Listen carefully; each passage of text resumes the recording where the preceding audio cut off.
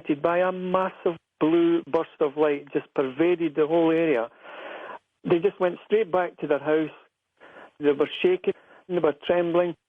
Even though they had a massive fright, they wanted to go back out. Come on now, we've got to see some more of this. This is just extraordinary. This is bizarre. And I suppose it's human nature that you can either go two ways, either lock the doors and stay inside and that's that, or you just want to find out what happened here. And so thankfully they did go back out. They didn't see any of the soap bubble type of things, but they did see the lights and they did still see that activity. So it was pretty strange and bizarre for them. Did the soap bubbles coming toward them reach the car?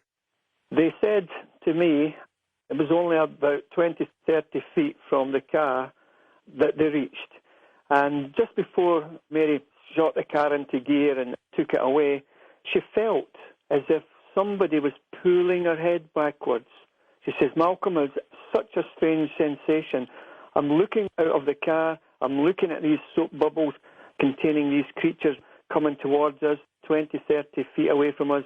And then suddenly it was like somebody's hands had clasped my head and pulled my head back. And I felt like losing consciousness. I felt like I was ready to go to sleep or something was happening to me. But thankfully, that didn't happen. I just regained my composure and I just put the car into gear and we screamed away from that alarming situation. But one of the bizarre things was that the young boy, David, who came out in the car and saw these things as well, he had a friend of his, aged about 10 years of age, come to play with him. And the mother was downstairs, and the two boys were upstairs playing on the carpet, just playing with their toys. And then downstairs, the mother and the son's mother was sitting talking away, and then suddenly they heard screaming. So they rushed up the stairs, and the young boy, David, says that he saw a white, not a grey, a white small creature floating outside his window with jagged teeth. And as David looked in his eyes, this creature just floated away. And when I say teeth, it's jagged teeth, pointed teeth. You've got to remember, Linda, that where this lady's house is, it's a farmhouse right out in the wilds, and it's got a commanding view on the top of a small hill. And she says, Malcolm, oh, it was beautiful, starry skies. And then I was up at the top bedroom window, and it was silence, complete silence. And suddenly I saw, coming above my head, only about 30, 40 feet above my head, this massive big flying object moving silently and very, very slowly over the rooftop of my house. Malcolm, she said, it was amazing. There were pipes, boxes, all these protrusions coming from the underside of this flying object. What was the shape of the object? Triangular. That's what she said. Triangular with a whole lot of three-dimensional shapes. Yeah, and just like a rubber band, if you're holding it in your hands and you let it go, it was gone in seconds. It was completely gone. Jeez.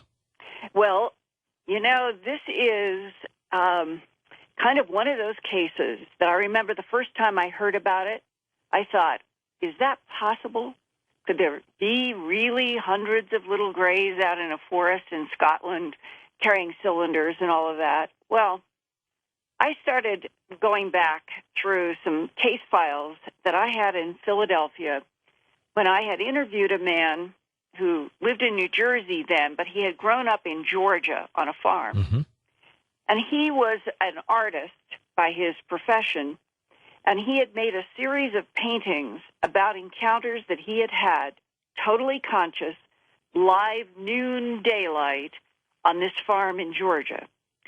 And one of them, George, is a whole bunch of what we would call small gray beings with big black eyes coming down out of the air, dozens of them coming down out of the air onto the ground.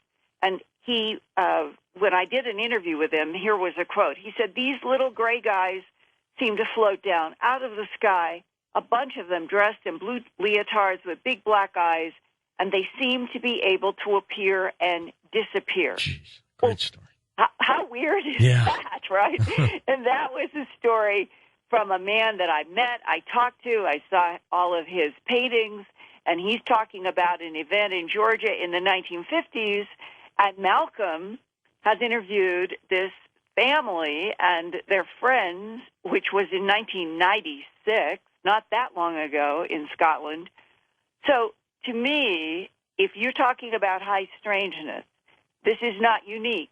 Something similar really has happened. And then there are the small gray beings inside of transparent bubbles. That sounds so weird, but it reminded me of a description from the December 1980 RAF Bentwaters phenomena. And that was when Airman First Class Larry Warren said in his first interviews to the BBC and others back in 1983 that there was a translucent sphere suspended in the air outside a triangular-shaped craft, and inside the bubble-like sphere were 3 small gray beings with big black eyes. That's RAF Bentwaters, December 1980. That's right. So the idea that we listen and hear an interview about something that sounds so bizarre, but the truth is, around the world over a long period of time, at least 30 or 40 years, there have been cases where there have been pieces similar to what Malcolm has, and with great detail in his book. And for Coast listeners, I would like to suggest that you go to earthfiles.com, because Malcolm let me use a whole lot more of photos and drawings at Earthfiles than he has in the book.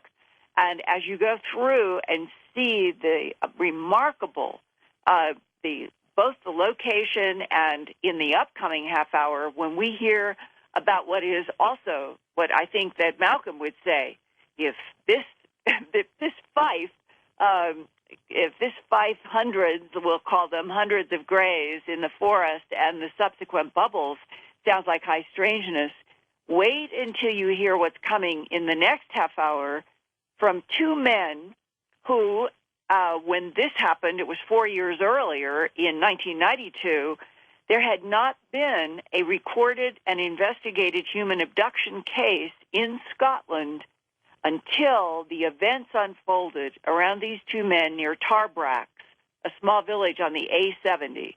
And Malcolm Robinson not only had them do a whole lot of illustrations, but it was Malcolm who contacted a very credible hypnotherapist and took each one of these men separately and dove into what might come out in their minds, because they knew for a fact from their friends in Tarbrax.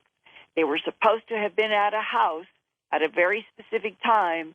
They left Edinburgh, and it was, instead of 30 minutes, they arrived where they were supposed to go 2 hours, almost 2 hours late.